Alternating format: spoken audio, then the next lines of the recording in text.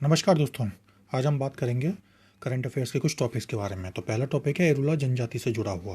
तो हाल ही में क्या हुआ है कि इरुला समुदाय के दो लोगों, श्री वडिवेल गोपाल और श्री मासी सदाइया को पद्मश्री पुरस्कार से सम्मानित किया गया। ये कौन है? ये इरुला स्नेक कैचर्स औद्योगिक सहकारी समिति के सदस्य हैं। तो इस पर भी ध्यान दिया गया इस समिति पर। ये औद्योगिक सहकारी समिति क्या करती है? देश में प्रमुख सांप का विश्व जो होता है एएसबी उत्पादकों में से एक है। विशेषज्ञ सांप पकड़ने वाले श्री गोपाल और श्री सदाइयाँ इस सहकारी समिति का हिस्सा रहे हैं। और ये क्या है? ये कमज़ोर जनजातीय समूह है और जो भारत के सबसे पुराने स्वदेशी समुदाय में से एक है। इरुला जनजाति तमिलनाडु के उत्तरी जिलों तिरुवल्लूर इसमें बड़ी संख्या में रहते हैं। चिंगलपट्टू, कांचीपुरम और तिरुवन्नामलाई में रहते हैं। केरल के वायनाड, इडुक्की और पलक्कड़ में रहते हैं। इस जनजातीय समूह की उत्पत्ति दक्षिण पूर्वी एशिया और ऑस्ट्रेलिया के जातीय समूहों से हुई है। ये इरुला भाषा बोलते हैं जो कन्नड़ और तमिल की तरह द्रविड़ भाषा से ही संबंधित है। और इरुला जनजाति के लोग पारंपरिक रूप से सांप और चूहे पकड़ते हैं, लेकिन ये मजदूरी भी करते हैं। अनुभव और सहज ज्ञान से ये आदिवासी लोग ये जानते हैं कि सांप कहाँ छुपते हैं। ये सांपों के निशान, गंध और मल के आधार पर भी उनका पता लगा सकते हैं। दूसरा टॉपिक है बृहस्पति अब सबसे अधिक चंद्रमाओं वाला ग्रह बन गया। क्यों? क्योंकि अभी खगोलविदों ने हाल ही में 12 नए चंद्रमाओं की खोज की है बृहस्पति के, जिसके बाद बृहस्पति के ग्रह हो गए हैं 92 और शनि के रह गए 83, यानी दूसरे नंबर पर शनि आ गया। चंद्रमाओं की खोज 2021 और 22 में हवाई और चिली में जो दूरबीन है उनका प्रयोग करके की गई थी। इन्हें अंतर्राष्ट्रीय खगोलीय संघ के माइनर प्लैनेट सेंटर की सूची में जोड़ा गया है, क्योंकि ये का बहुत ही छोटे चंद्रमा हैं। इनका आकार 1 से 3 किलोमीटर तक का है। बृहस्पति के आगामी मिशनों में से कौन कौन से शामिल हैं? इसमें यूरोपियन स्पेस एजेंसी का अंतरिक्ष यान है जो 2023 में जाएगा। ये बृहस्पति ग्रह उसके कुछ सबसे बड़े बर्फीले चंद्रमाओं का अध्ययन करेगा।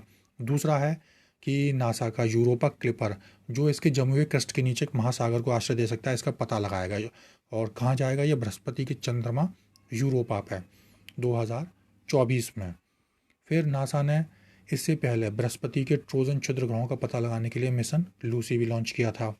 फिर बृहस्पति और शनि के तो हो गए। यूरेनस के 27 चंद्रमा है, नेपच्यून के 14, मंगल के 2 और पृथ्वी का 1। शुक्र और बुध का कोई भी चंद्रमा नहीं है। यह है बृहस्पति के बारे में थोड़ी जानकारी कि 12 साल में ये 1 साल इसका पूरा होता है, क्योंकि 12 साल लगते हैं इसको एक चक्कर लगाने में। पृथ्वी से इसकी दूरी है करीबन 58 करोड़ किलोमीटर से 92 करोड़ किलोमीटर तक। वो दूरी वेरी करती रहती है, लेकिन ये अपनी दूरी पर 9 घंटे 56 मिनट में घूम जाता है, यानी कि यहाँ का एक दिन करीब करीब 10 घंटे का है। फिर ये गैस जायंट है, इसमें हाइड्रोजन और हीलियम है। हाइड्रोजन इसमें 86% है और हीलियम इसमें 14% है। जुपिटर जो है पृथ्वी से 11 गुना बड़ा है, लेकिन इसका जो द्रव्यमान है वो 318 गुना है।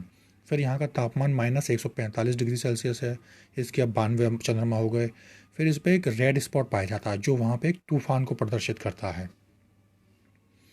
संत गुरु रविदास की जयंती 5 फरवरी को मनाई गई। ये माघ पूर्णिमा में, हिंदू चंद्र कैलेंडर का माघ महीना होता है उसमें पूर्णिमा के दिन मनाई जाती है। रविदास जी कौन थे? 15वीं शताब्दी के संत और भक्ति आंदोलन के प्रमुख सुधारक थे। ये एक ईश्वर में विश्वास करते थे और इन्होंने अपना पूरा जीवन जाति व्यवस्था के उन्मूलन के लिए ही समर्पित कर दिया। ब्राह्मणवादी समाज की धारणा का इन्होंने खुले तौर पर तिरस्कार किया। उनकी 41 कविताओं को सिखों के जो धार्मिक ग्रंथ हैं गुरु ग्रंथ साहिब में संकलित किया गया है। बाल मित्र चैटबॉट क्या है?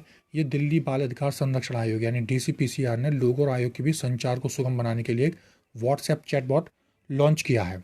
ये नागरिकों और आयोग को अधिक प्रभावी तरीके से बातचीत करने में मदद करेगा और माता पिता को उनके बच्चों के स्कूल में प्रवेश और शिक्षा से संबंधित मुद्दों पर मार्गदर्शन भी करेगा।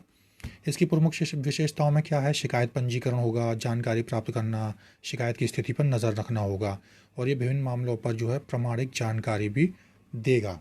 दिल्ली बाल अधिकार संरक्षण आयोग क्या गठन किया गया है? किसके अंतर्गत? बाल अधिकार संरक्षण आयोग अधिनियम 2005 के तहत। यह बाल अधिकारों के मामलों पर दिल्ली सरकार का वैधानिक प्रहरी है। DCPCR ने हाल ही में अर्ली वार्निंग सिस्टम लॉन्च किया है। इस प्रणाली का मुख्य उद्देश्य क्या है? दिल्ली में ड्रॉप आउट दरों को कम करना है। फिर मध्यम घनत्व वाली अक्रिस्टलीय बर्फ। तो यूनिवर्सिटी जो कॉलेज है लंदन के वैज्ञानिक ने नई तरह की बर्फ विकसित की है जो पानी के घनत्व और संरचना से मेल खाती है। बर्फ को मध्यम घनत्व वाली कहा गया, अक्रिस्टलीय बर्फ।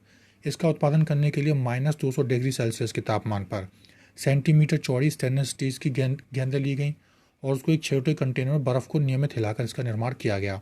बर्फ़ एक सफ़ेद दानेदार पाउडर के रूप में दिखाई देती है जो कि धातु के गोले से चिपक गई।